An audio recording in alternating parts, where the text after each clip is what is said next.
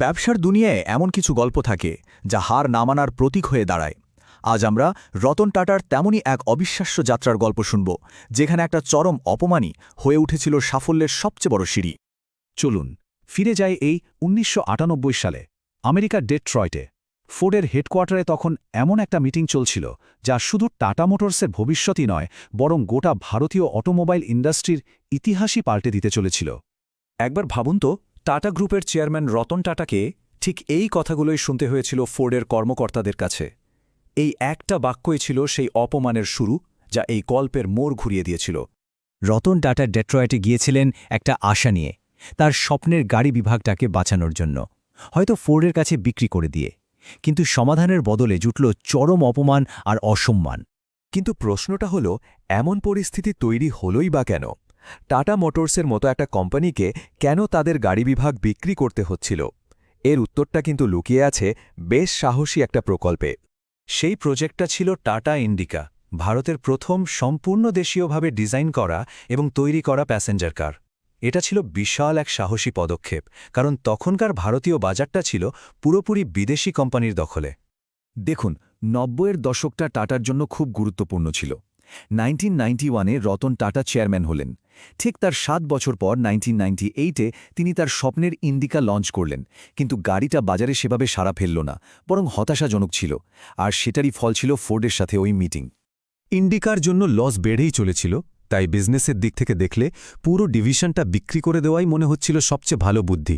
কিন্তু ডেট্রয়েটের ওই অপমানজনক মিটিংটাই সবকিছু পাল্টে দিল। এই রকম একটা অপমানের পর যে কেউ হয়তো রেগে যেত বা পুরো ভেঙে পড়ত, কিন্তু রতন টাটা তো সাধারণ কেউ নন। ওই অপমানটাই তার মধ্যে এমন এক জেদ তৈরি করে দিল যা পুরো খেলার মোড় ঘুরিয়ে দেয়। ডেট্রয়েট থেকে ফেরার পথেই ওই প্লেনের ভেতরেই তিনি সিদ্ধান্তটা নিয়ে ফেললেন, না, এই ব্যবসা বিক্রি করা হবে না, বরং একে সফল করে দেখাতেই হবে।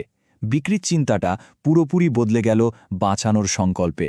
আর এটা শুধু একটা আবেগের বশে নেওয়ার সিদ্ধান্ত ছিল না, এর পেছনে ছিল পরিষ্কার একটা প্ল্যান। সবার আগে তো কাস্টমারদের কথা শোনা হলো, তাদের ফিডব্যাক অনুযায়ী ইন্ডিকার ডিজাইন আর কোয়ালিটি আরও ভালো করা হলো। প্রোডাকশনের সব দিকে নজর দেওয়া হলো, যাতে একটা বিশ্বমানের গাড়ি তৈরি করা যায়। আর এর ফল মিলল একেবারে হাতে নাতে। যে গাড়িটাকে নিয়ে একদিন সবাই হাসাহাসি করেছিল, সেটাই হয়ে উঠল বেস্ট সেলার। ইন্ডিকা শুধু একটা গাড়ি রইল না, হয়ে উঠল ভারতীয়দের আত্মবিশ্বাস আর ঘুরে দাঁড়ানোর একটা প্রতীক। এবার গল্পটা ফাস্ট ফরওয়ার্ড করে চলে আসা যাক ঠিক ১০ বছর পর। সময় বদলেছে, পরিস্থিতিও বদলেছে, আর এবার পাশা উল্টে যাওয়ার পালা। একবার ভেবে দেখুন কি অদ্ভুত পরিবর্তন। ১৯৯৮ সালে যে টাটা মোটরস নিজেদের গাড়ি বিভাগ বিক্রি করার জন্য ক্রেতা খুঁজছিল, ২০০৮-এ তারাই হয়ে উঠল একজন শক্তিশালী ক্রেতা। আর অন্যদিকে যে ফোর্ড ছিল দম্ভে ভরা এক গ্লোবাল জায়ান্ট, তারাই তখন গভীর আর্থিক সংকটে ডুবে আছে। ভাগ্য যেন পুরো ১৮০ ডিগ্রি ঘুরে গিয়েছিল। কারণটা ছিল ২০০৮ সালের সেই ভয়ঙ্কর অর্থনৈতিক সংকট, যা গোটা বিশ্বকে নাড়িয়ে দিয়েছিল। ফোর্ড এতটাই বিপদে পড়েছিল যে তারা তাদের গর্বের ২ ব্র্যান্ড জাগুয়ার আর ল্যান্ড রোভার বিক্রি করে দিতে বাধ্য হল। আর এটাই টাটার সামনে একটা অবিশ্বাস্য সুযোগ এনে দিল।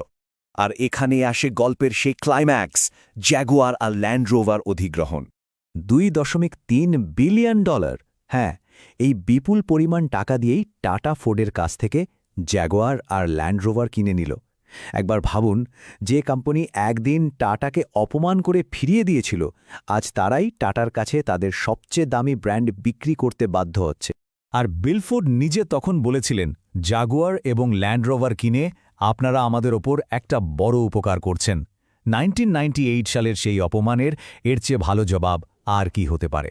টাটা কিন্তু শুধু ব্র্যান্ড দুটোকে কিনেই থেমে থাকেনি, তারা সেখানে প্রচুর টাকা ইনভেস্ট করল নতুন টেকনোলজি, দুর্দান্ত ডিজাইন আর কোয়ালিটি বাড়ানোর জন্য। এর ফলে যা হলো, ফোর্ডের হাতে ধুঁকতে থাকা এই ব্র্যান্ডগুলো যেন নতুন জীবন পেল। আর খুব তাড়াতাড়ি জাগুয়ার ল্যান্ড রোভার আবার লাভজনক হয়ে উঠল একটা গ্লোবাল পাওয়ার হাউস। কিন্তু রতন টাটার গল্পটা শুধু এই একটা বিজয়ে শেষ হয়ে যায় না। এর বাইরেও তার একটা বিশাল পরিচয় আছে, যা শুধু ব্যবসায় নয়, মানুষের কল্যাণকেও ছুঁয়ে যায়। আসলে রতন টাটার নেতৃত্বেই টাটা গ্রুপ একটা ভারতীয় কোম্পানি থেকে একটা সত্যিকারের গ্লোবাল পাওয়ার হাউসে পরিণত হয়। একটা সময় তো কোম্পানির মোট আয়ের প্রায় ৬৫% আসত ভারতের বাইরে থেকে। এটা তার অসাধারণ দূরদৃষ্টিরই প্রমাণ দেয়। তবে ব্যবসার থেকেও বড় যে জিনিসটা টাটা গ্রুপকে সবার থেকে আলাদা করে, তা হল তাদের সমাজসেবা। শুনলে অবাক হতে হয়, টাটা ট্রাস্টের মাধ্যমে তাদের লাভের প্রায় ৬৬% কিন্তু দাতব্য কাজে দান করা হয়। আর এই টাকাটা কোথায় যায়? এটা যায় সমাজের একেবারে গোড়া শক্ত করার কাজে। শিক্ষা, স্বাস্থ্য, গ্রামের উন্নয়ন, এমনকি শিল্প সংস্কৃতির প্রসারেও। তো সবশেষে প্রশ্নটা এটাই দাঁড়ায়, আসল বিজয় কোনটা?